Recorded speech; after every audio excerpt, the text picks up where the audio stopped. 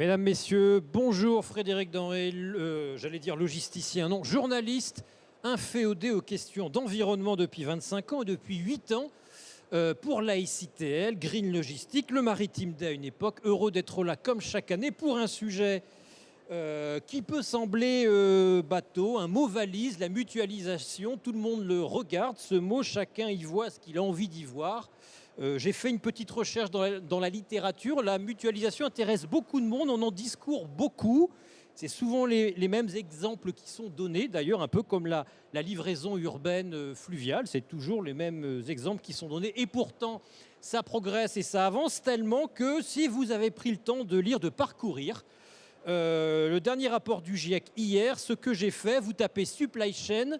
Supply chain est cité à 3 reprises dans le résumé pour les décideurs, notamment pour l'approvisionnement des villes. D'après le GIEC, l'IPCC, les villes peuvent réduire utilement leurs émissions de CO2 si elles améliorent les chaînes logistiques qui les alimentent, si elles en réduisent l'ampleur, en tout cas si elles ne se contentent pas de réfléchir à l'échelle de leurs limites administratives. Et quand on regarde à l'échelle du rapport qui fait 2500 pages, le mot supply chain est cité sur 250 pages.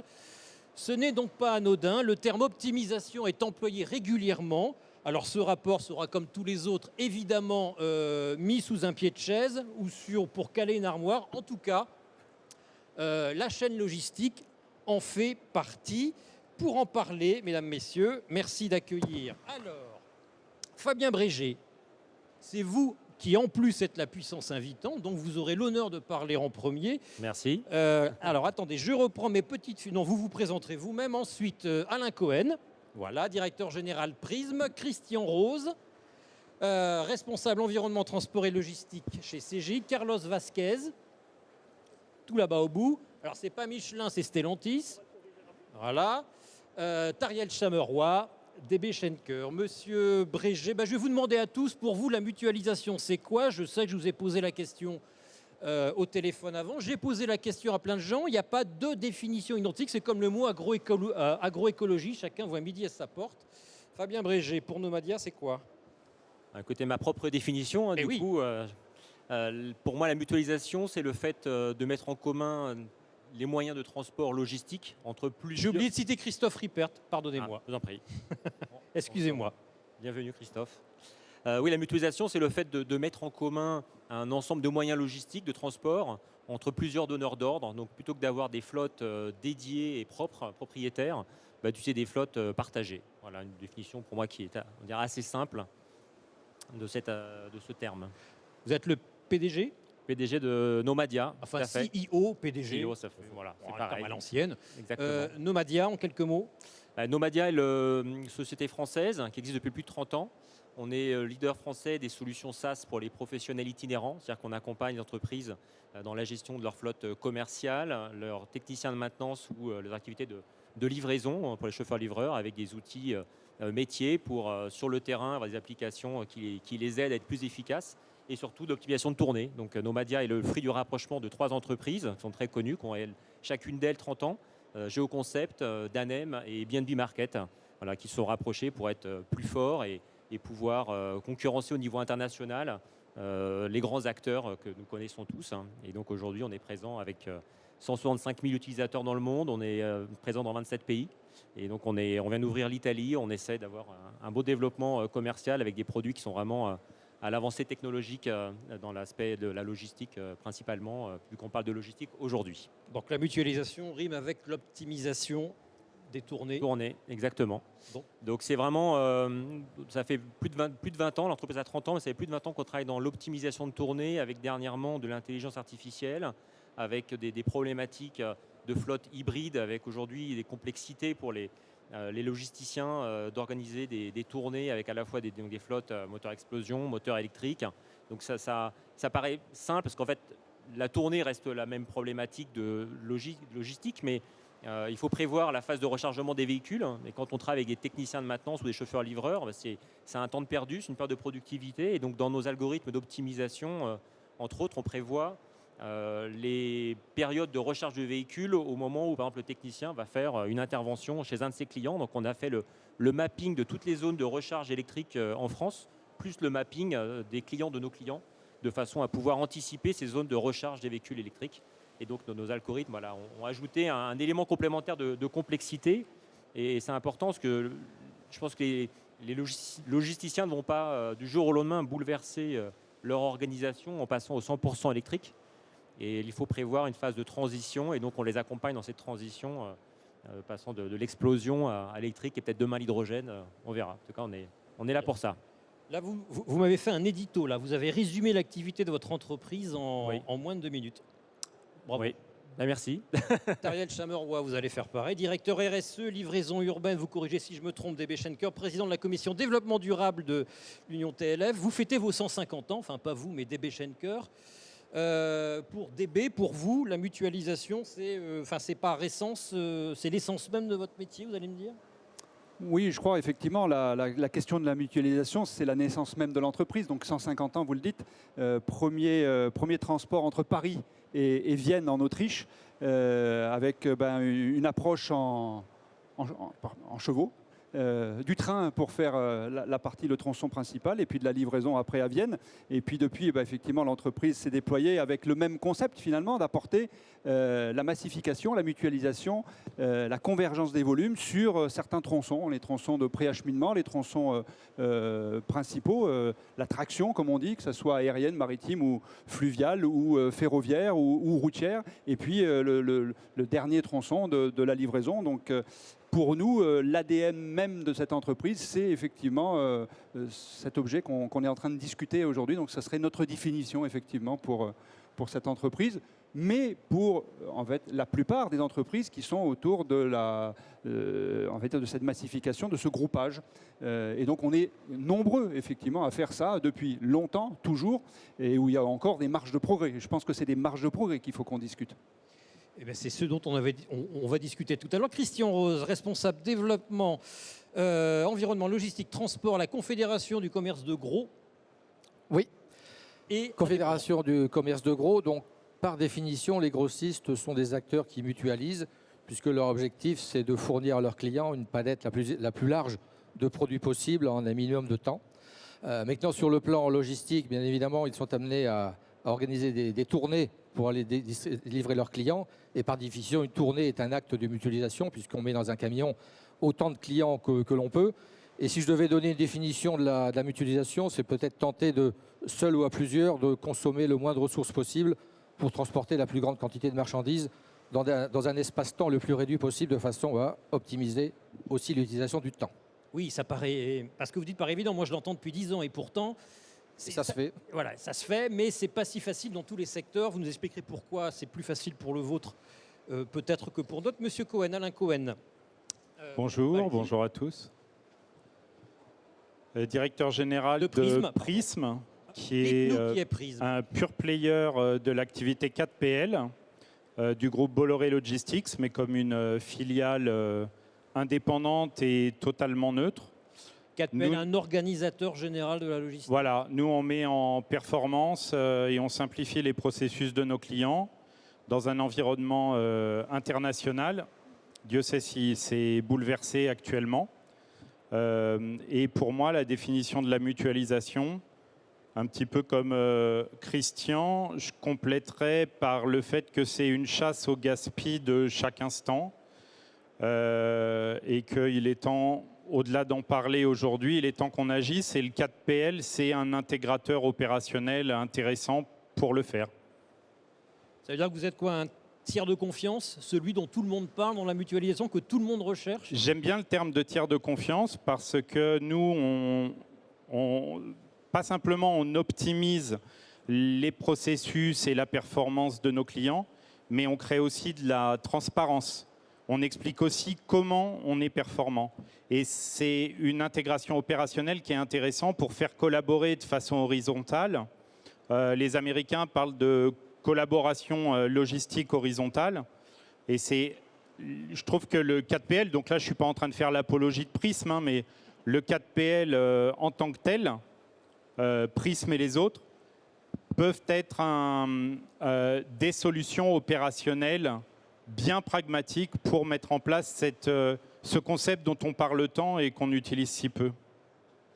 Alors, vous avez employé un acronyme, hein, moi j'en ai un autre. J'ai vu dans la littérature qu'on définit souvent la mutualisation comme la gestion partagée des approvisionnements, autrement dit la GPA. Voilà, c'est tout. J'avais juste envie de dire ça. Christophe Ripper, directeur général délégué de Quartus. De Quartus, effectivement. Alors Quartus, qui est-il, qui est-elle?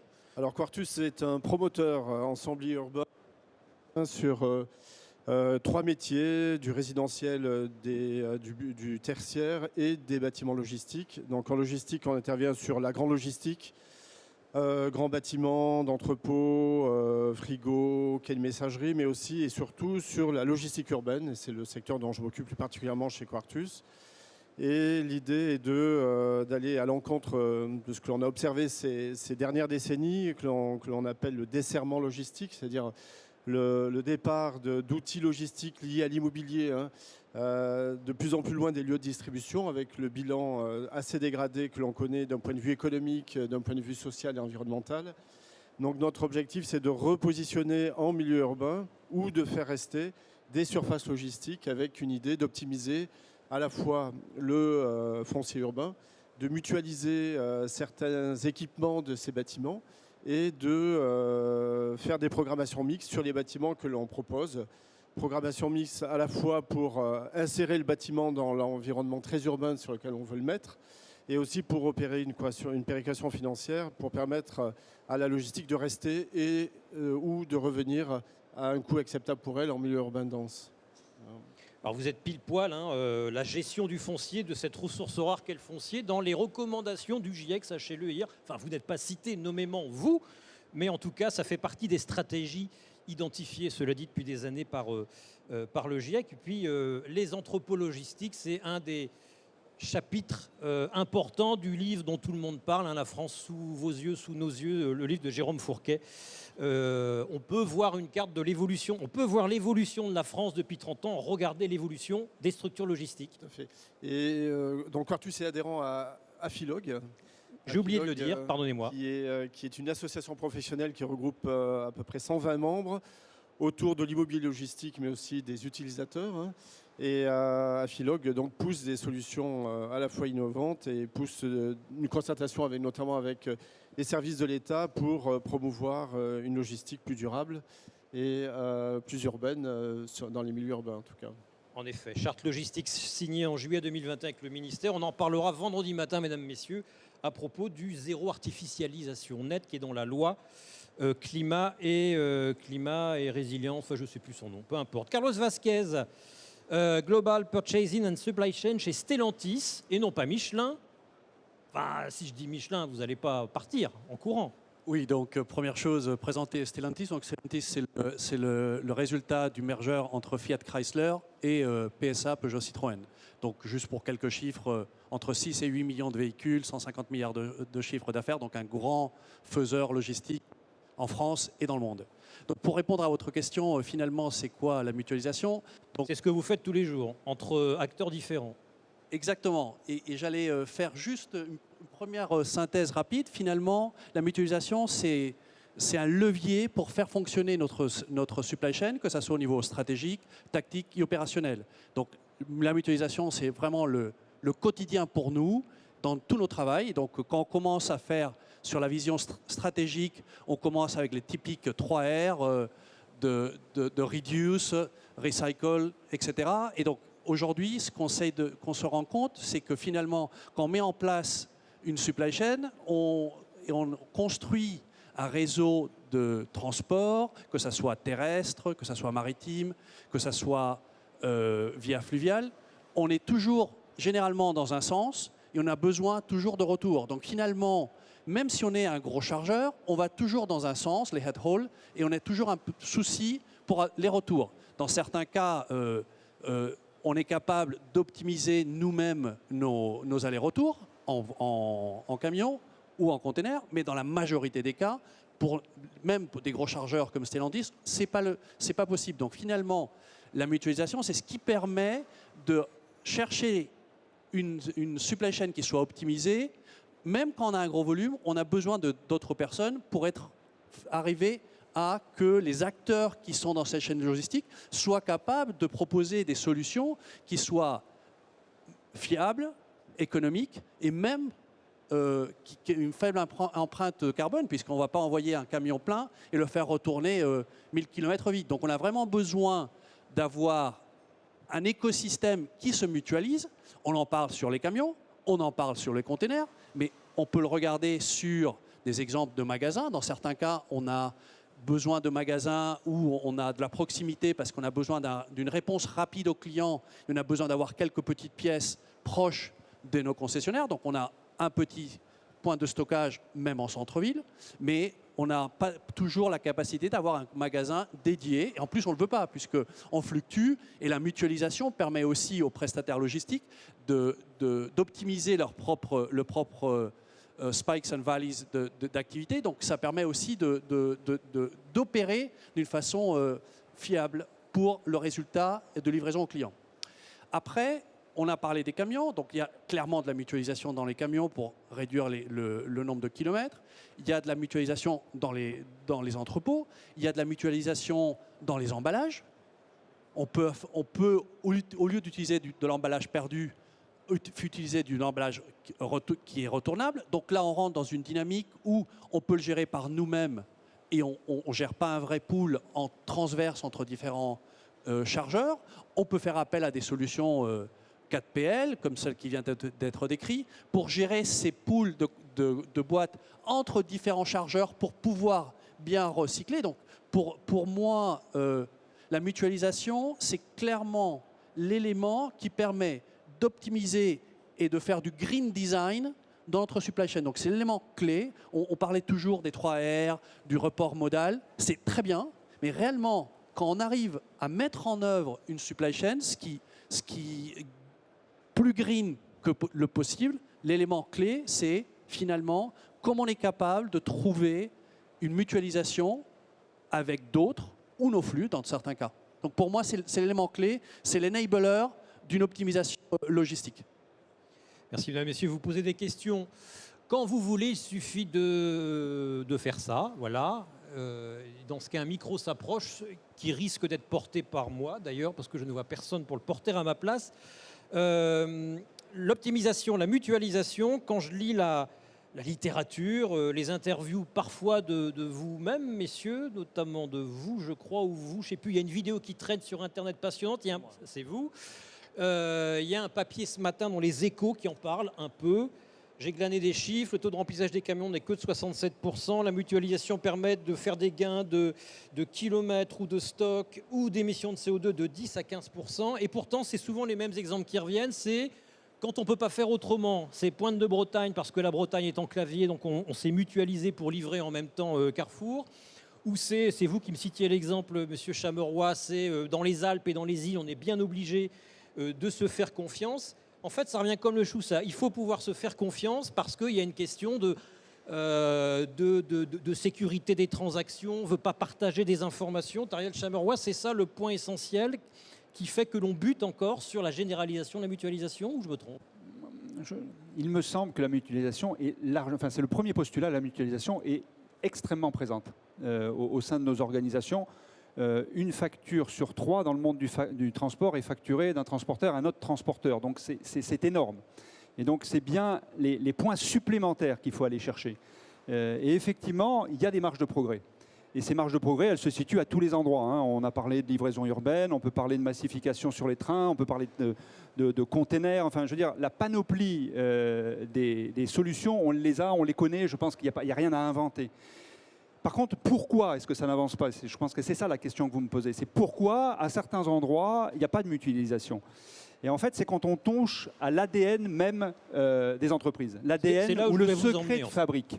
Et le secret de fabrique, c'est un peu comme si on demandait à Coca-Cola, c'est l'exemple que je donnais, de livrer son secret de fabrique et de dire donnez-le à tout le monde et comme ça tout le monde pourra faire du Coca-Cola. Là, c'est la limite. Et la limite, c'est effectivement quand on touche à la valeur essentielle d'une entreprise qui fait sa valeur client. Si c'est la livraison urbaine, c'est la livraison urbaine. Si c'est du conteneur, c'est du conteneur. Mais peu importe la raison. Alors à ce moment-là, il va y avoir des réfractaires et on ne pourra pas les mutualiser.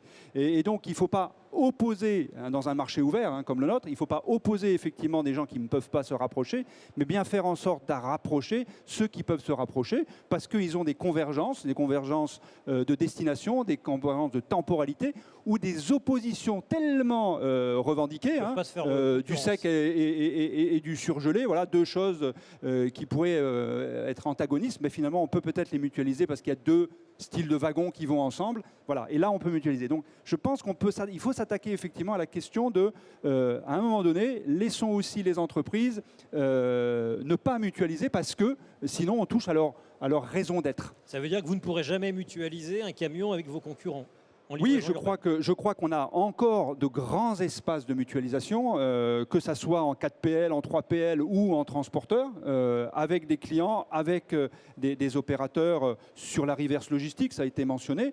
Mais par contre, on va toucher à certains moments à des choses qui nous touchent de manière indélébiles et qui font la différence. Quand on est en relation avec notre client, quand on est en train de livrer notre client et que là, on a fait une promesse effectivement de cette qualité de service, de cette prestation, et que on nous demande de mutualiser, là ça va pas aller, parce que effectivement, si tout le monde a le même niveau de service, on va dire ouais, mais là on se différencie plus. Et là est la limite effectivement. Donc après il faut aller les identifier, et ça c'est un sujet qui à mon avis risque de rebondir chez chacun d'entre vous. En effet, Alain Cohen a déjà rebondi. Et ensuite Carlos Vasquez.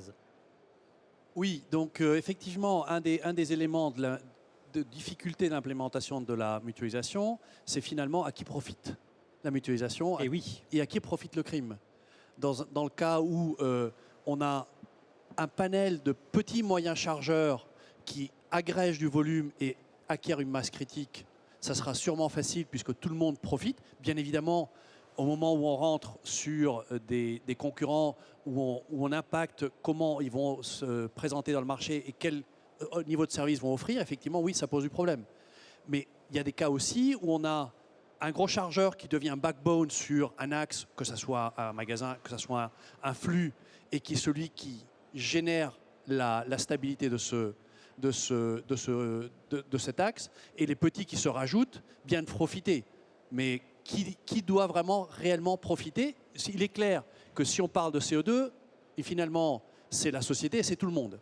Mais à un moment donné, malheureusement, on est tous gérés pour des questions économiques, et il faut voir qui et comment cela est partagé. Donc c'est un point supplémentaire au fait de bien ou non partager, donner un avantage concurrentiel ou non à notre adversaire commercial, mais aussi comment on partage la valeur générée de la mutualisation.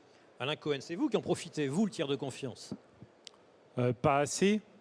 En fait, Vous n'êtes pas assez payé. je pense que non. Ce que je veux dire, c'est que je suis assez d'accord avec le problème d'ADN.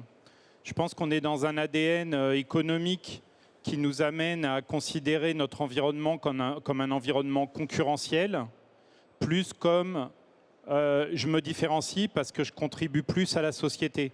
C'est beau et c'est très théorique ce que je dis, mais vous avez cité le rapport du GIEC. Qu'est-ce qu'on fait? Et je vais rester calme là, mais qu'est-ce qu'on fait? On continue à regarder, à raisonner avec les mêmes paradigmes et à regarder un rapport du GIEC sur un autre rapport du GIEC en regardant nos pompes, ou bien alors à un moment donné, on ne se dit pas qu'on a une obligation de résultat vis-à-vis de la mutualisation, vis-à-vis de la réduction des gâchis, du waste comme on dit en anglais. Aujourd'hui, il est anormal d'avoir des camions qui sont remplis à 65%. Voilà, mais pourquoi? Tout simplement parce qu'on les compte d'une certaine façon et on ne va pas se faire peur. Mais la réalité, c'est que c'est bien moindre. Pourquoi? Parce qu'on est dans un environnement concurrentiel et que si je contribue, ça va bénéficier à mon concurrent. Le raisonnement, c'est pas si je contribue, ça va bénéficier à la société. Aujourd'hui, on a des enjeux pas simplement économiques, mais sociétaux et environnementaux, et avant tout des enjeux sociétaux. Et il faut changer le paradigme, il faut changer le raisonnement, il faut changer notre ADN de comment on aborde notre rapport à la concurrence. Bon, ça, d'accord, c'est très théorique. Moi, je suis d'accord avec vous. Mais concrètement, comment on regroupe deux PME concurrentes pour partager le même camion, le même entrepôt? Faites appel à un 4PL agnostique avec une obligation de résultat. Vous faites appel à Christian Rose. Christian Rose, l'ADN de l'entreprise, l'ADN de... Voilà, le grossiste, le restaurateur le connaît, le restaurateur connaît le grossiste. Ils ont besoin de... Voilà, ça les met en confiance. Et pourtant, Et pourtant, vous réussissez la mutualisation. Oui, tout à fait. Je rebondirai bien volontiers effectivement sur Allez-y. l'emploi du terme ADN. C'est très important chez les grossistes, mais ça l'est bien sûr pour toute entreprise. Hein, chacun va trouver son ADN quelque part. C'est que pour un grossiste, je parle plutôt de l'acte de distribuer la marchandise vers ses clients, surtout en zone urbaine. On reviendra tout à l'heure peut-être sur les enjeux de livraison en zone urbaine où on parle beaucoup de mutualisation et quelquefois on dit tout et n'importe quoi sur le sujet. On pourra revenir bien évidemment là-dessus. Pour le grossiste, le fait de livrer, c'est le prolongement de l'acte de vente. Et il voit effectivement dans l'acte de livraison une façon de se différencier, notamment vis-à-vis de son concurrent. Vous parliez de concurrence. Et donc c'est très clair aujourd'hui qu'on pourrait s'imaginer, et pourtant beaucoup de grossistes optimisent déjà des tournées, livrent 12, 15, 20 clients par tournée, avec des taux de remplissage qui sont 80, 85, 90%, qui est plutôt honorable comme résultat. Avec le problème du retour, c'est important ce que disait tout à l'heure Carlos, et à cet égard, je fais une petite incursion sur le rôle que peut jouer la réglementation, avec toutes ces contraintes, acceptables ou pas acceptables, et notamment sur tout ce qui est la responsabilité élargie des producteurs, avec notamment le traitement des déchets. Il y a toute une activité de reverse logistique, effectivement, qui doit se mettre en place, et on est directement concerné dans notre activité par cet enjeu, je dirais, d'optimiser également les retours peut-être de nos véhicules vers les sites desquels ils sont partis. Alors, juste un point pour revenir sur l'ADN. On pourrait effectivement considérer que nous, grossistes, on n'est pas professionnels du transport. On pourrait confier effectivement cette activité à des prestataires de transport pour compte d'autrui, dont c'est le métier par essence du mutualisé.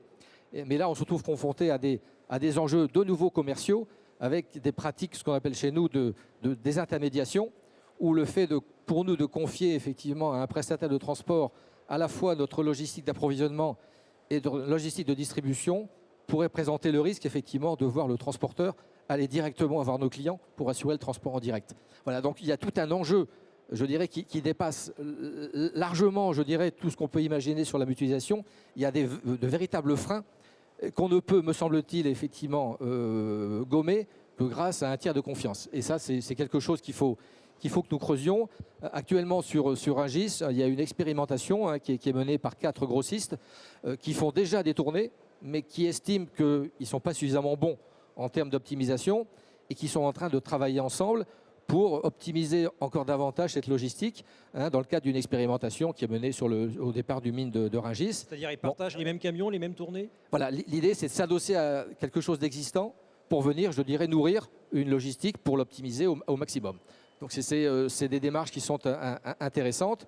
Et la reverse logistique, est-ce qu'elle n'est pas plus facile dans votre métier que dans un... Alors, faut se garder de toute idée reçue ou de tout yaka faucon. Quand je suis arrivé dans le métier il y a quelques mois, j'imaginais que nous pouvions mutualiser dans le même camion des fruits et des légumes. Vous faites ça et vous allez voir les légumes qui vont complètement vous bouffer vos fruits parce que les légumes émettent des gaz qui viennent polluer les fruits. Voilà, donc très clairement, ce qui peut spontanément paraître comme une évidence, lorsqu'on traite un peu le sujet, c'est pas possible. Voilà, donc dans votre réfrigérateur, vous avez bien un bac et légumes, et si vous y mettez des fruits, vous allez voir à l'arrivée, ça ne va pas être très beau à voir. Donc il y a des contraintes énormes qu'il faut lever, bien évidemment, avec aussi un enjeu peut-être de logistique urbaine. Vous parliez de la reverse logistique.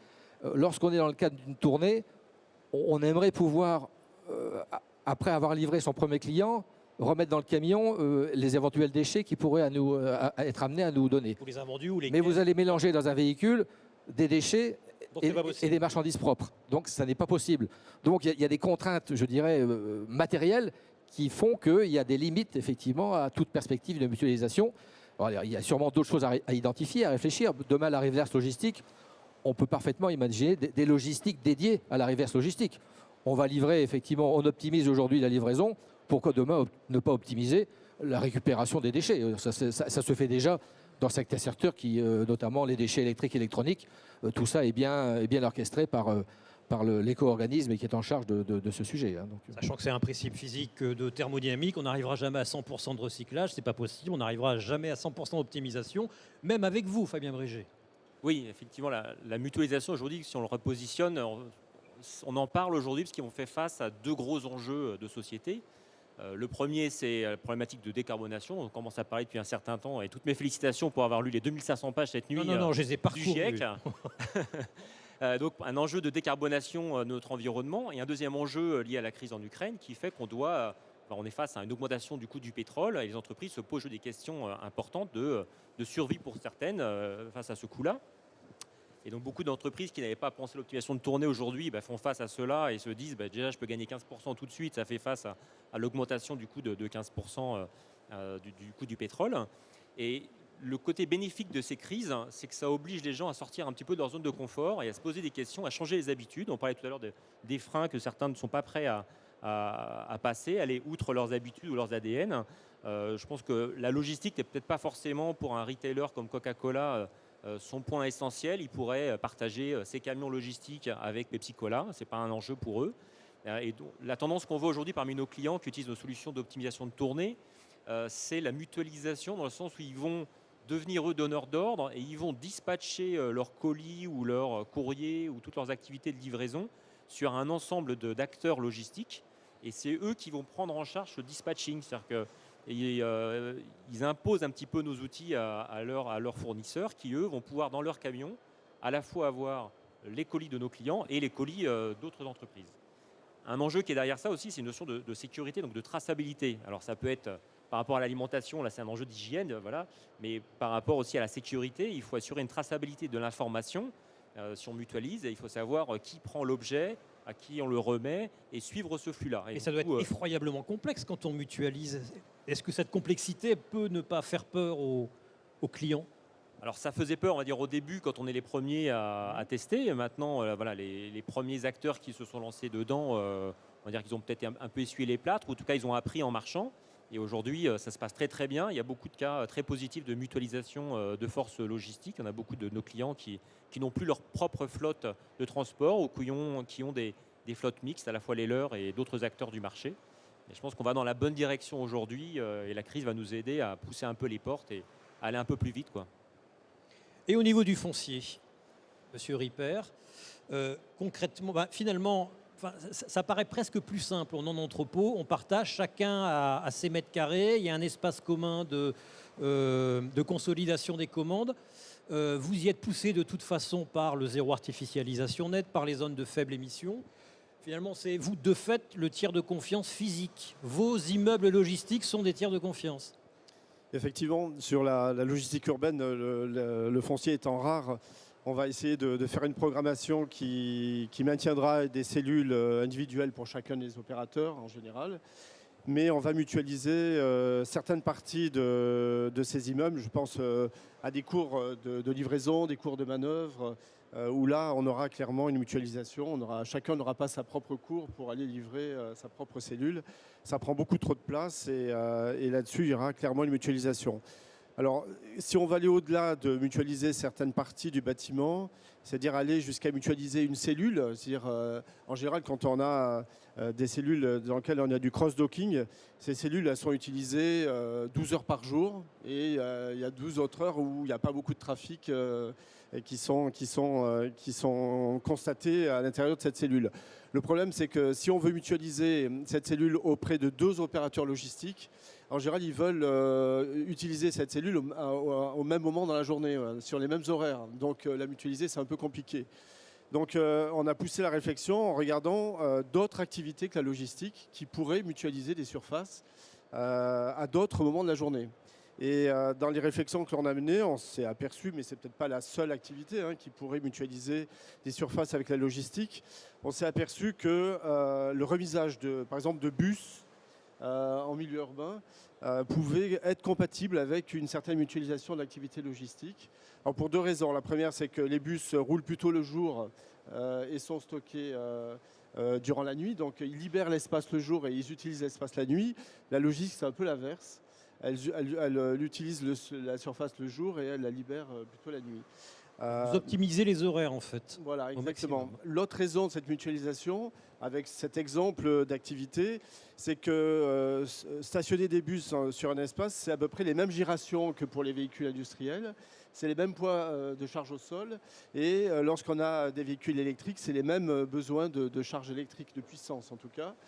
Donc ce qui a amené certains opérateurs comme la RATP, propriétaires de pas mal de surface pour garer ces bus, à chercher, pour certains d'entre eux, une mutualisation. Et je pense qu'ils sont allés vers une mutualisation de certaines de leur espace et ils sont en train de le tester et ça a l'air de fonctionner en tout cas. Alors cette mutualisation, elle ne sera pas sur 100% de la surface. Il y aura toujours une partie de la surface qui sera dédiée à 24-24 au bus et 24-24 à la logistique pour avoir une zone de repli et avoir une certaine souplesse de fonctionnement, une certaine robustesse dans l'exploitation de la cellule. Voilà. Fabien Brégé fait le même boulot que vous, là, votre collègue Ripper. On optimise du temps, on optimise du mètre carré, c'est la même chose. Lui, c'est plus dans les bâtiments. Nous, c'est plus dans la logistique de tournée de people, enfin des personnes qui vont suivre des itinéraires. Le type d'optimisation aujourd'hui évolue beaucoup. Les prémices, c'était juste ordonnancer les tâches, c'est-à-dire dans une journée, dans quel ordre je vais faire mon activité de façon à parcourir le moins de distance. Ça, c'est le b.a.-ba, c'est ce qu'on faisait il y a 20 ans. Aujourd'hui, ça se complexifie parce que les enjeux de gains sont très importants. Et 1% de gains d'optimisation, c'est des millions d'euros pour des gros acteurs.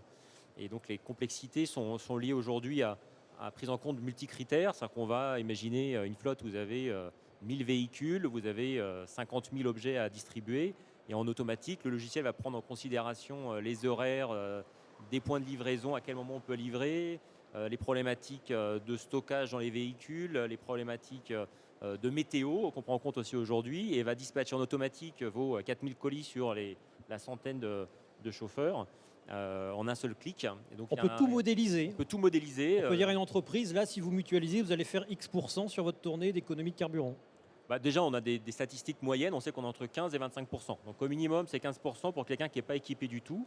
Et c'est surprenant. On a parfois des acteurs, des gros acteurs français, dont je ne citerai pas les noms, qui sont encore avec des fichiers Excel de planification de leurs activités, alors qu'ils ont des centaines de chauffeurs. Vous pouvez citer un nom si vous en citez 3. Hein. C'est comme pour le CSA. Non, je peux pas. Vous êtes sûr ? Non, je suis sûr. Je ne voudrais pas avoir à penser derrière. Et vous en avez envie, en fait. Et donc, justement, ils sont en train d'évoluer sur des solutions d'optimisation.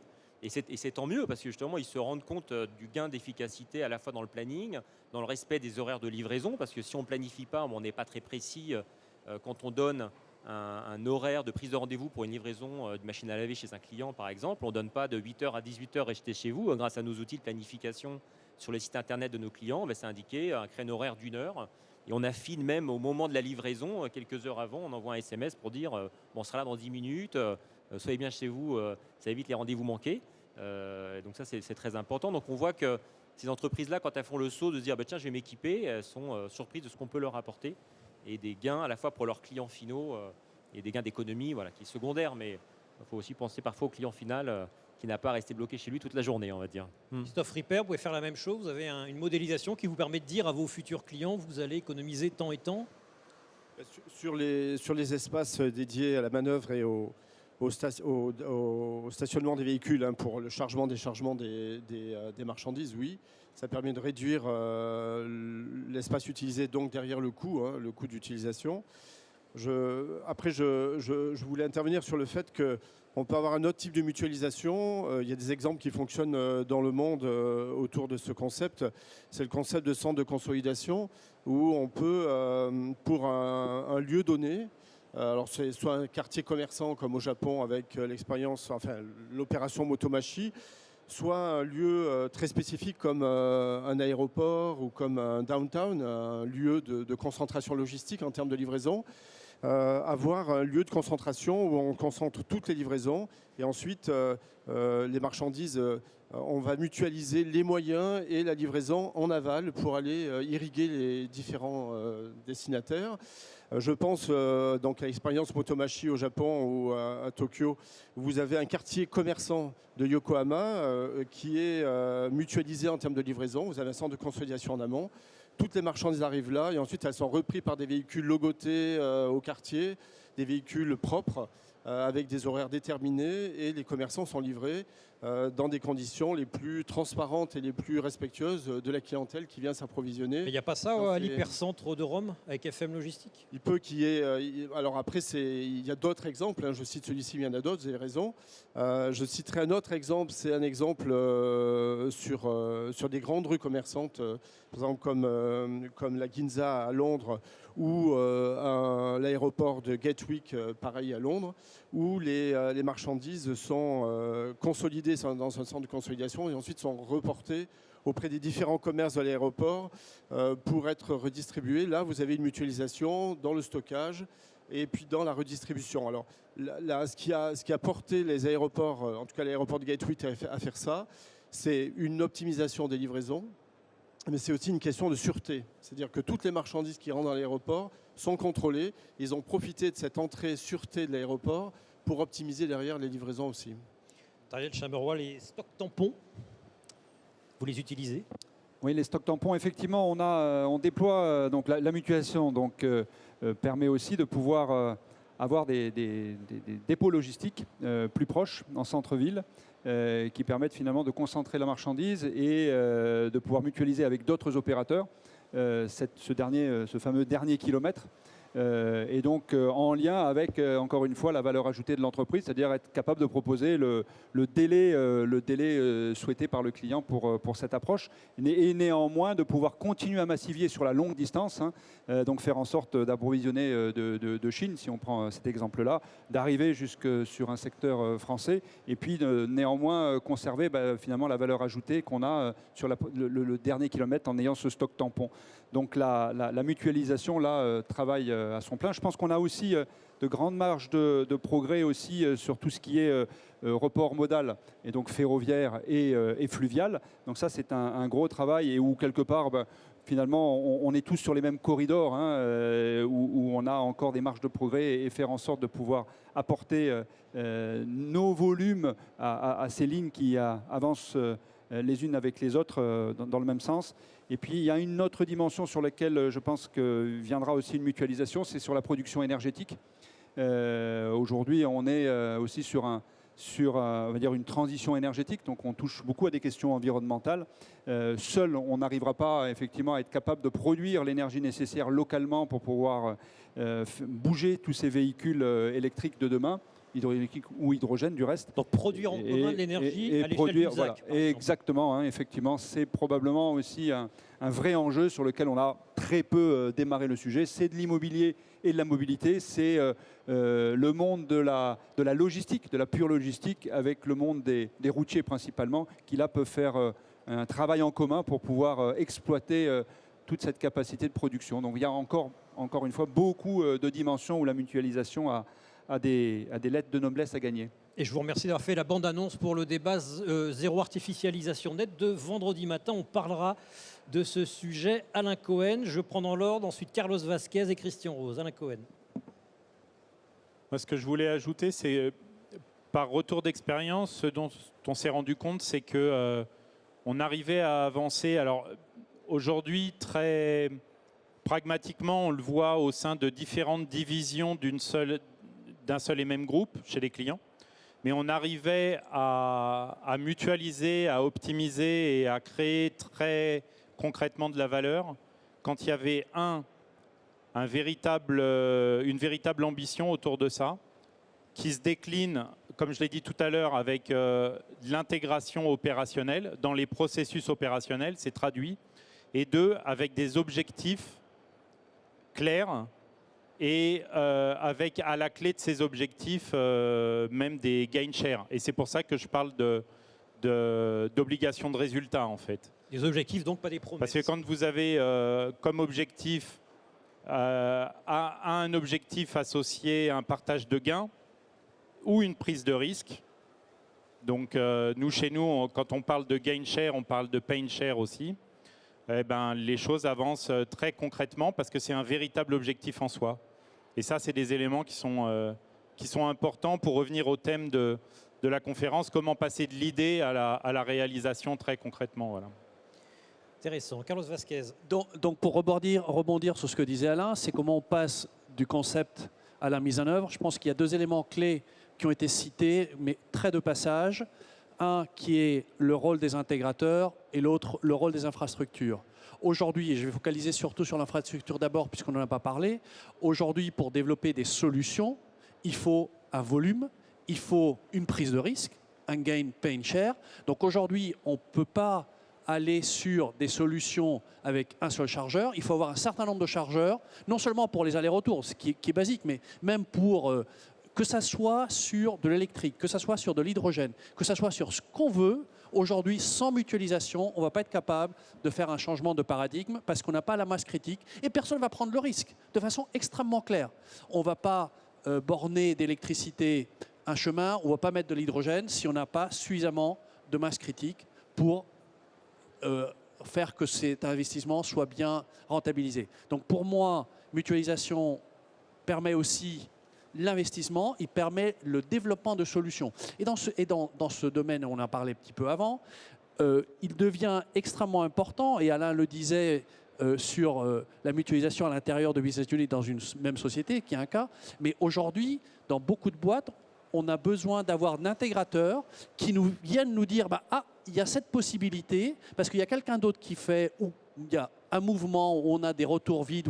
Donc le rôle aujourd'hui du tiers de confiance, 3PL, 4PL, 5PL, comme on veut l'appeler, est critique dans ce rôle pour essayer de mutualisation, suppose transfert d'informations, transfert d'actions communes, et il y a besoin de trouver toujours cet acteur qui est transverse à l'ensemble des acteurs dans une chaîne logistique versus une optimisation qui est plutôt très top-down, où on optimise à l'intérieur de notre propre quatre murs. Quand on parle de mutualisation, on sort de nos murs, et sortir de nos murs, c'est toujours pas simple. Dire, on est tous des experts de notre propre boîte, de notre propre métier, mais aller voir, quand on fabrique une voiture, aller voir quelqu'un qui fabrique autre chose, c'est pas simple parce qu'on ne les connaît pas. Donc il y a clairement un rôle critique, des intégrateurs, comme des gens qui vont développer des solutions économiques. Il y a aussi le rôle des administrations publiques qui vont mettre en place un certain nombre d'éléments. Christian Rose, Ça, vous patientez. je voulais juste rajouter, pardon Christian, je voulais juste rajouter que ça répond à votre question précédente sur le nerf de la guerre, le partage des données. Et il y a une complexité dans les partages de données en fonction des droits, mais aussi en fonction de la ségrégation. Et là, le rôle du tiers de confiance, il est important parce qu'il permet d'optimiser, mais de restituer ce qui est restituable. Christian Rose, et après je passe la parole au public. Oui, rapidement, je pense qu'en matière de logistique, il faut veiller à ne pas avoir de position dogmatique, ni dans un sens ni dans un autre, et ne pas se dire que ce n'est pas possible. Parce que ce qu'on n'imaginait pas il y a 3 ans, on le fait aujourd'hui.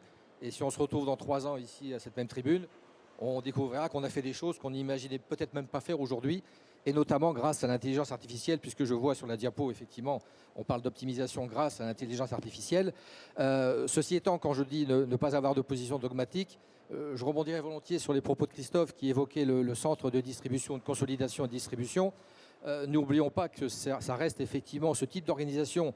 Il ne faut pas l'ériger en modèle en tant que tel, puisque c'est néanmoins un point de rupture de charge. Et la rupture de charge, c'est l'ennemi premier du logisticien. L'idéal, c'est bien de faire en sorte de pouvoir éviter autant que faire se peut de charger et décharger une marchandise pour la transporter, la passer d'un véhicule à un autre. Et surtout, deuxième élément, et c'est un discours qui a tendance aujourd'hui à être repris à son compte par beaucoup d'agglomérations, c'est de considérer effectivement de créer ce type d'organisation urbi et orbi, partout, en considérant que c'est la solution miracle et en confiant l'organisation à un opérateur et un unique opérateur.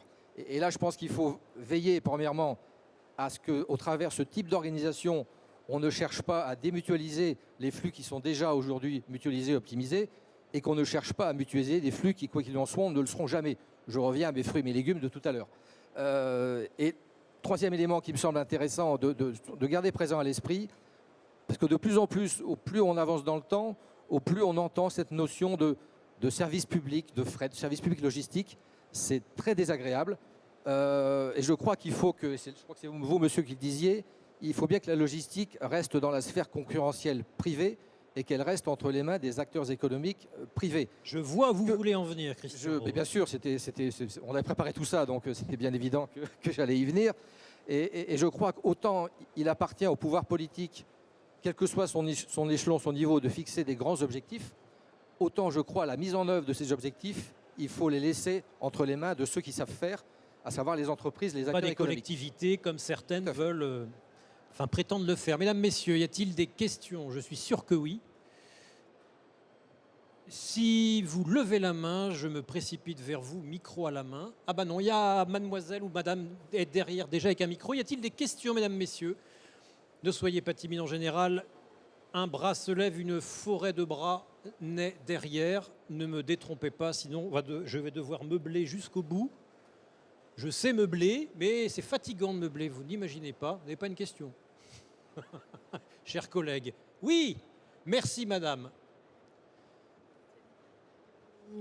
Bonjour. Je vous demanderai juste de vous présenter, oui, de vous lever, oui. s'il vous plaît, de vous présenter, s'il vous plaît, madame. Voilà, donc bonjour, Claire Arnaud. Je suis chargée de mission portuaire et logistique à la délégation d'Axe Nord.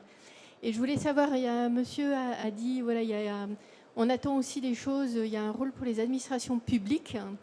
Et j'aurais souhaité qu'il le développe. Voilà, qu'est-ce que vous attendez? Des pistes. Voilà, vous avez dit exactement, voilà, il nous faut, on développe des outils et il y a aussi le rôle des administrations publiques. Voilà, c'était les 2 points, donc j'aurais bien aimé en avoir plus. Oui, tout simplement, le pouvoir politique, il est là, me semble-t-il, pour fixer des orientations, des grands objectifs. Hein. On ne va pas revenir sur la stratégie nationale bas carbone et demain la stratégie sur l'énergie, etc. Donc c'est le rôle des États ou des collectivités de fixer des objectifs. Et il en faut, sinon on n'avance pas. Hein. Mais ensuite, la mise en œuvre de ces objectifs, il faut que ça se fasse dans le cadre d'une confiance et d'une concertation étroite avec les acteurs économiques. C'est parce que ce sont eux qui ont les solutions pratiques ou qui vont inventer les solutions pratiques pour atteindre les objectifs.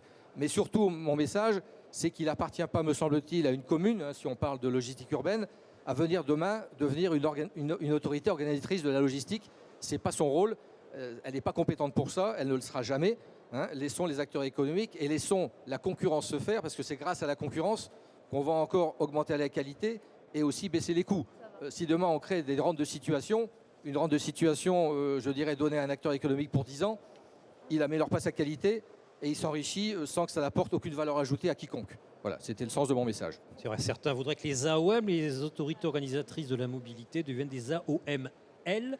Monsieur Ripper, pourtant, vous dépendez, vous, des décisions des collectivités, non? Sur l'allocation de cette ressource extrêmement rare, quel mètre carré, quel foncier? Exactement. Les bâtiments logistiques que l'on peut positionner en ville ou d'ailleurs en intercité, souvent sont dépendants des règles d'urbanisme qui sont relativement et de plus en plus contraignantes par rapport aux règles liées à l'environnement, l'occupation de l'espace, optimisation de l'espace, etc. Et on observe que le foncier est de plus en plus rare, le foncier coûte de plus en plus cher. Et on voit apparaître aujourd'hui des bâtiments logistiques en France qui n'existaient pas ou peu, c'est-à-dire la logistique verticale, où on va mettre plusieurs niveaux de surface logistique les uns sur les autres, sur un même foncier. Donc là, on va mutualiser de fait à la fois les accès et le foncier. Et ce qui rend possible cette équation et qui rend possible le bouclage, je dirais, du business plan de ce modèle, c'est quand même le prix du foncier. Hein. C'est à partir du moment où le prix du foncier dépasse une certaine valeur, on a incité à monter. Si ce foncier ne dépasse pas de valeur, on ne sera pas incité à monter, ça c'est clair. Hein. Fabien Brugé. Oui, je voulais répondre aussi à la question et partager un peu une expérience avec l'administration publique. L'année dernière, chez Nomadia, nous avons décidé de changer les statuts de la société et de devenir une entreprise à mission. Alors ça change quoi d'être une entreprise à mission? Voilà, ça change que notre objectif, notre raison d'être, c'est d'aider nos clients, les entreprises, à atteindre leurs objectifs RSE. Et donc une des premières décisions, ça a été de se rapprocher justement de l'administration publique et de voir eux ce qu'ils proposaient, comment on pouvait mettre à disposition nos solutions, aider. Et il y a une organisation qui s'appelle l'ADEME et qui a des sous-organisations dont Fred 21 qui met à disposition un ensemble d'outils pour aider la décarbonation. Donc c'est classé en 4 catégories les outils. Il y en a un qui est sur l'optimisation, Et donc, je vous invite à regarder ce qu'ils font sur Internet. Ils ont un stand également ici. Et voilà, ils mettent à disposition un ensemble de services. Et nous, on est heureux de pouvoir contribuer au quotidien à aider la société au sens large, pas seulement les sociétés, mais le monde dans lequel on vit, à essayer de décarboner et de vivre plus sainement. Voilà. Mesdames, Messieurs, y en aurait-il une autre en gestation qui ne demande qu'à croître, fertilisée par mes incitations? Voilà, merci monsieur. Vous voyez comment je peux meubler, hein? Je peux étirer les phrases jusqu'au bout. Merci madame, monsieur, bonjour. Merci de vous présenter. Bonjour, on est confrères en fait. Je doute pas de votre capacité de meubler. Et Jean-Luc Rognon de Chaîne Magazine. Merci. Moi j'avais la chance d'avoir... Ça marche pas, c'est moi. Ça doit être moi qui tiens... Si, ça marche. Ouais, ça marche. Je bouge plus. Donc on a la chance d'avoir un chargeur industriel et non des moindres avec Stellantis. Est-ce qu'on peut... Monsieur Vasquez, avoir eu un exemple de mutualisation que vous avez pu expérimenter ou même là réaliser avec d'autres, justement, pas forcément au sein de Stellantis, mais avec d'autres industriels. Est-ce que c'est déjà le cas aujourd'hui ou justement c'est tellement compliqué que vous n'y êtes pas arrivé? Bien sûr, on y arrive. Et je commence par ce que vous m'avez dit de ne pas répondre, mais on fait d'abord, bien évidemment, des optimisations en interne, ce qui était exactement le plus simple. On peut faire entre business unit, entre produits finis, produits non finis. Je vais donner quelques exemples internes et après, je vais vous dire des choses qu'on a fait en externe. Bien évidemment, dans certains cas, on optimise des arrivées de matières premières par bateau. Je prends une usine que je connais bien qui est Vigo en Espagne.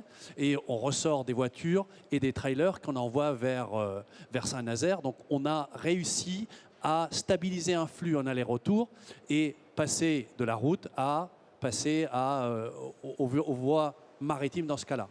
Après, on a un certain nombre de flux, des gros flux en camion où on optimise en interne nos propres flux et on a une masse critique, mais on a aussi des flux qui sont un peu moindres, que ce sont des groupages. Et donc quand on rentre dans le groupage, bien évidemment, on rentre dans toute la sphère de la consolidation, de tout ce qui a été dit, les points de cross-dock, etc. Donc tous ces éléments font qu'on profite de la mutualisation et on demande à nos prestataires bien évidemment, d'aller chercher d'autres éléments pour compléter leur tournée qui va permettre d'avoir des gains d'empreinte carbone, mais aussi non négligeables économiques.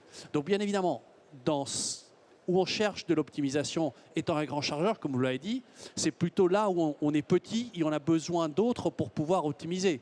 Et donc la réponse est dans la question. Quand vous êtes un grand chargeur, vous optimisez beaucoup à l'intérieur et vous allez chercher de l'optimisation sur les petits flux.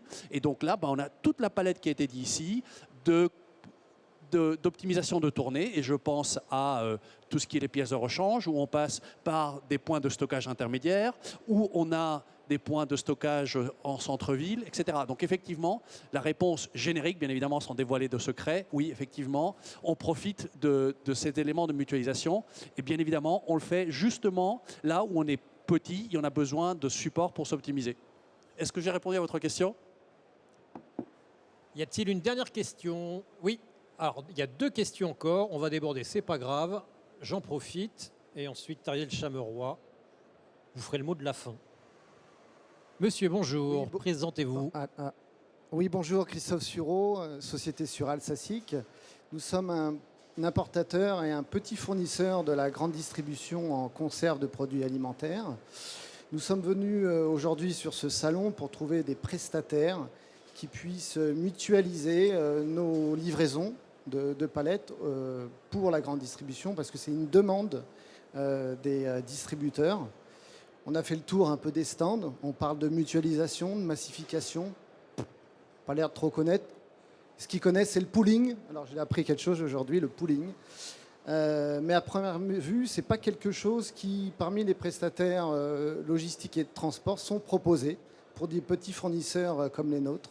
Et pourtant, il y a un besoin de la grande distribution, j'allais dire presque une obligation, de devoir proposer nos produits de façon mutualisée, donc avec d'autres fournisseurs qui seraient présents au sein du prestataire logistique, de l'entrepôt, et de livrer au bout de la France notre petite palette à un endroit donné. Donc voilà, je suis très surpris de constater ça aujourd'hui. Merci. Merci monsieur de nous ramener sur terre. Carlos Vasquez. Donc,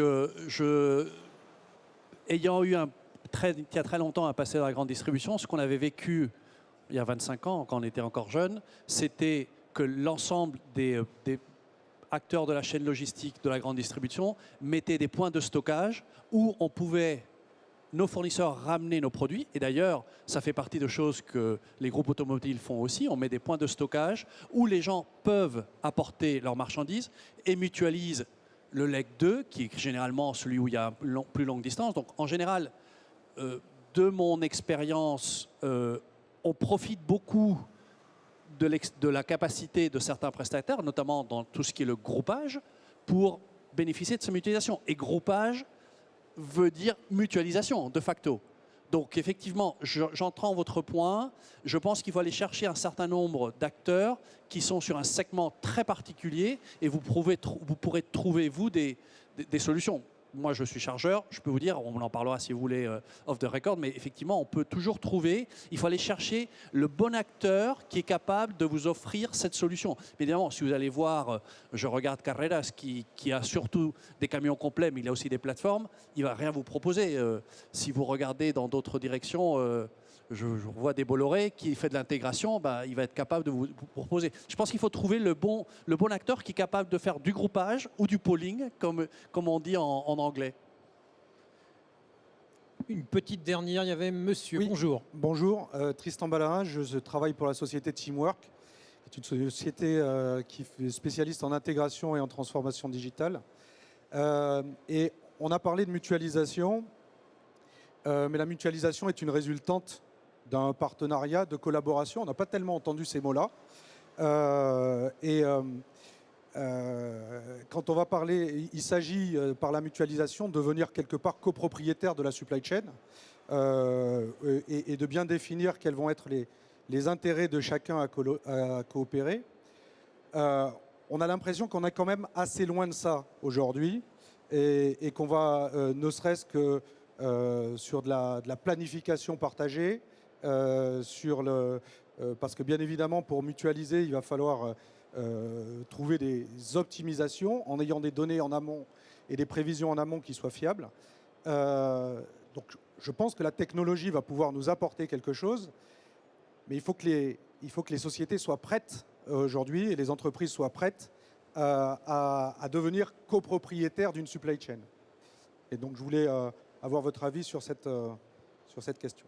Tariel Chameroy.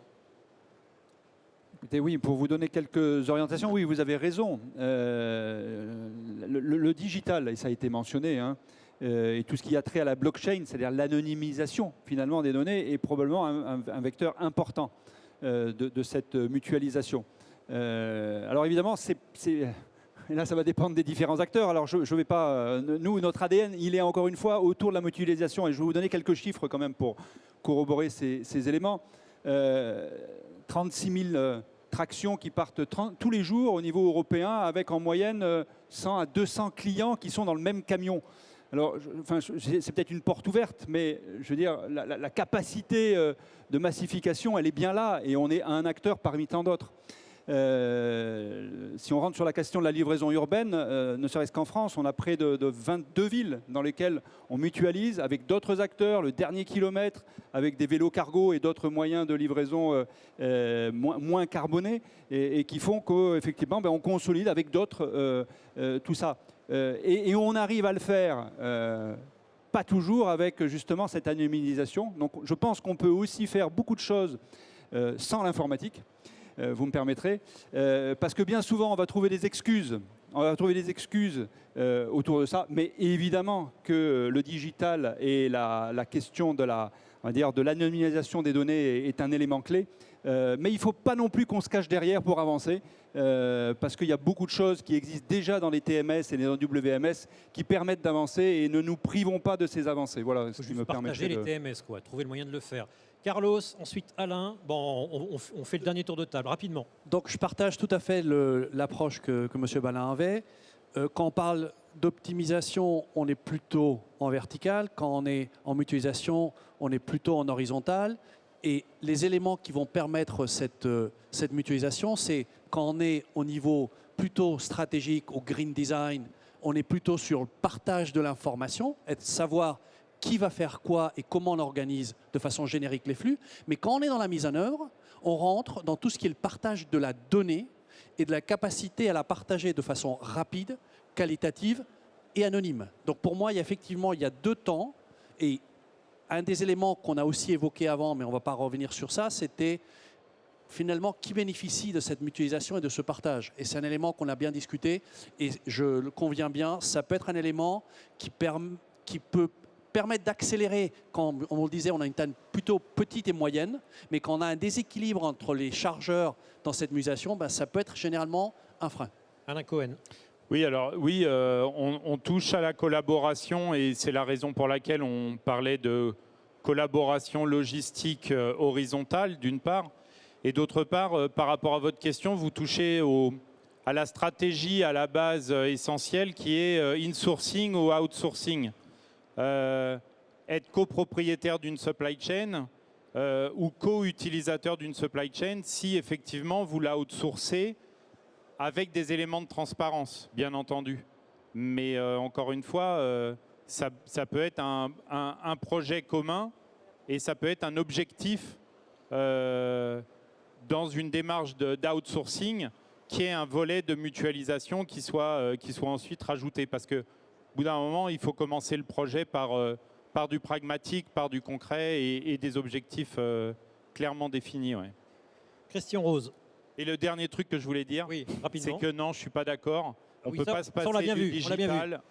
On ne peut pas se passer du digital. Le digital est partout et il nous permet justement de calculer cette mutualisation et le bénéfice de cette mutualisation avec du concret. Voilà. Christian. Oui, je voulais partager effectivement ce que rajoutait à l'instant mon voisin sur le rôle du digital et le rôle qu'il va être amené à prendre de plus en plus dans le fonctionnement de la chaîne logistique, avec une approche de mutualisation qui n'est pas forcément horizontale, qui peut aussi être verticale dans les relations entre fournisseurs-clients. Donc là, on se situe, me semble-t-il, en amont même de l'organisation de la chaîne logistique sur la gestion des commandes. Je vais donner un titre d'exemple sur la distribution de pièces de rechange automobiles que Carlos connaît un peu, bien sûr. Aujourd'hui, les distributeurs de pièces de rechange sont appelés à livrer quelquefois les garagistes 4 à 5 fois par jour dans des véhicules utilitaires légers parce qu'ils répondent à la commande. Voilà, un coup de téléphone, j'ai besoin d'un pot d'échappement, un coup de téléphone, j'ai besoin d'une jante, etc. etc. Et là, 3, 4, 5 fois par jour. Alors bien sûr, les tournées sont organisées, il y a un minimum d'organisation, mais imaginons que demain, le grossiste, le distributeur, puisse anticiper, grâce à l'intelligence artificielle, les pièces qui vont lui être demandées. Puisque aujourd'hui, 80% des pannes sont quasiment toutes les mêmes. Donc on sait comment on les répare, c'est les mêmes pièces pour les mêmes pannes. Donc il y a une règle des 80-20 qui s'opère. Donc très clairement, l'intelligence artificielle demain peut permettre effectivement au grossiste d'anticiper la commande avant qu'elle ne lui parvienne. Donc il va forcément optimiser sa tournée. Et plutôt que de recourir à des véhicules utilitaires légers, il va peut-être pouvoir passer sur un 12 tonnes ou sur un 19 tonnes pour ne faire qu'à l'arrivée que 2 tournées dans sa journée. Donc il y a une mutualisation qui s'opère, mais qui s'opère tout seul de son côté, simplement en lien avec son client qu'il va desservir et sans avoir besoin d'aller voir son copain qui fait de la décoration ou son collègue qui fait je ne sais quel autre produit pour partager le camion. Donc au sein d'une même filière, il y a énormément de progrès qui peuvent être faits, je dirais, en matière d'optimisation logistique et de mutualisation. Fabien Brégé, vous avez fait le mot d'introduction, vous ferez le mot de conclusion, très court. On a déjà débordé, on vous écoute. Bon, merci. Donc, oui, pour répondre également à la dernière question de monsieur de Teamwork, en termes de mutualisation, je pense que déjà aujourd'hui, il existe beaucoup de choses. On l'a vu au niveau mutualisation des espaces, mutualisation des moyens de transport, mutualisation informatique. Donc, il faut déjà se poser les questions de quoi j'ai besoin et faire un peu de recherche, de scouting, voir un petit peu ici qui peut vous aider. Ensuite, en termes de mutualisation, au niveau digital, qui je pense effectivement est indispensable aujourd'hui, pour sécuriser les données et accompagner les entreprises, il existe au-delà des applications sur étagère, comme on dit, ce qu'on propose, mais on propose également des solutions d'API qui permettent à certains acteurs de garder une certaine autonomie, c'est-à-dire qu'ils vont avoir accès à nos algorithmes et pouvoir les intégrer dans leurs solutions. Voilà, pour certains qui veulent garder une certaine autonomie et liberté, ça coûte peut-être un peu moins cher aussi. C'est une façon de partager aussi un savoir-faire à moindre coût. Je pense que c'est important. Et le dernier point, très rapidement, c'est qu'on remet en œuvre chez nous aussi des choses qui se faisaient il y a quelques années. Avec le Covid, on a un petit peu arrêté. C'est les clubs utilisateurs. Parce qu'on se rend compte que tous nos clients ont tous des très bonnes idées et on les met autour de la table et ils partagent leurs bonnes idées et ensemble, ça les fait réfléchir sur comment évoluer demain, quelles sont les tendances, un peu comme on a fait aujourd'hui en échangeant un peu nos best practices. Et le meilleur moyen de mutualiser, c'est de se parler, d'échanger ce qui existe et de mettre en pratique ce que les autres font. Alors on a bien mutualisé, vu qu'on a dépassé de 12 minutes le temps qui nous en était imparti. Cela dit, ce n'est pas une gestion optimale du temps, mais une gestion optimale de la donnée, car il y avait beaucoup de données à vous faire partager, mesdames, messieurs. Demain, Tariel Chameroux, on vous retrouve pour parler hydrogène. Et en fait, c'est bien là et pas sur Lausanne que vous allez nous évoquer les possibilités qu'ont les entrepôts logistiques de fabriquer de l'hydrogène. On retrouve la Sogaris et Afilog pour le débat ZAN vendredi matin, zéro artificialisation nette. Et sur le débat fluvial, on retrouve du Bolloré Logistique avec Thierry Kerlot. Mesdames, messieurs, merci d'être restés jusqu'au bout. Vous pouvez reprendre une vie normale et aller vous alimenter. À bientôt, à demain 10h.